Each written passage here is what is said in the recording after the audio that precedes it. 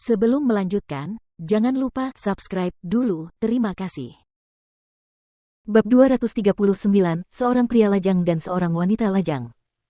Termasuk Tuan Lu dan Nyonya Lu, Lu Tingqiao telah dengan gemilang mencapai tujuannya, yakni memperoleh bantuan penuh dari seluruh keluarga Lu.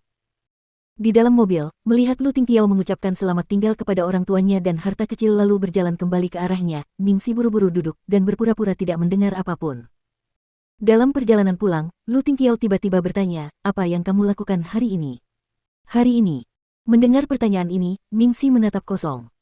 Benar saja, hari ini dia tidak perlu menemani harta karun kecil, dan karena hari ini Sabtu, Lu Tingqiao tidak perlu pergi bekerja. Bukankah itu berarti dia harus menghabiskan sepanjang hari bersamanya, seorang wanita lajang dan seorang pria lajang, di rumah sendirian? Menyadari bahwa dirinya telah jatuh ke dalam perangkap, Ningxi hanya merasa bodoh. Ini adalah pola satu langkah, satu jebakan, dan begitu dia tidak berhati-hati, dia akan jatuh ke dalam. Pada saat ini, ponselnya berdering. Mengangkat telepon untuk melihatnya, mata Ningxi sedikit menyipit. Chang Li. Mengapa dia menelponnya?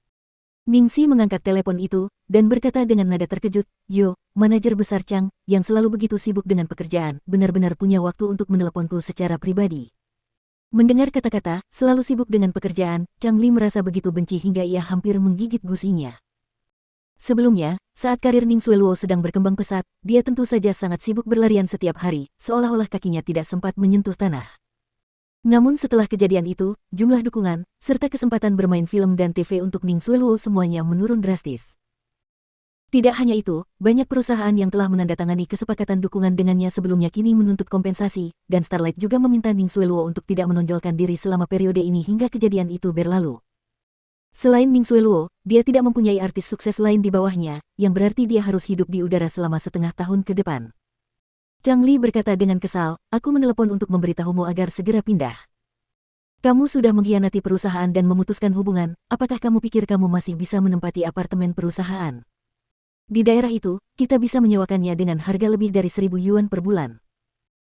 Di ibu kota, apakah uang sewa per bulan lebih dari 1.000 layak dibanggakan?" Ningxi tidak punya waktu untuk berbicara omong kosong dengannya, jadi dia dengan santai berkata, "Baiklah. Aku tutup teleponnya kalau tidak ada yang lain." Sebelum dia bisa melakukannya, Chang Li memarahinya dengan agresif. "Ningxi, selidiki hatimu dan tanyakan pada dirimu sendiri, bukankah perusahaan itu baik padamu? Zaman sekarang, perusahaan mana yang akan menyediakan akomodasi untuk artis baru yang tidak dikenal? Banyak artis kecil yang bisa berbulan-bulan tanpa pekerjaan, tetapi setidaknya kamu selalu punya pekerjaan. Perusahaan telah siap untuk membesarkanmu dan membuatmu populer. Meskipun hal itu terjadi padamu, perusahaan tidak menyerah padamu. Tapi kamu melupakan asal-usulmu dan memanjat naik dengan menginjak-injak kami." Ningxi mengeluarkan suara tes. Bakat manajer Chang dalam membalikkan yang benar dan yang salah benar-benar meningkat setiap hari. "Jika Anda memang benar, mengapa Anda tidak membagikannya secara online?" Chang Li langsung tersedak, sebenarnya dia telah mengatakan semua ini secara online, yang akhirnya membuatnya dimarahi dan dimaki-maki dengan kejam oleh netizen.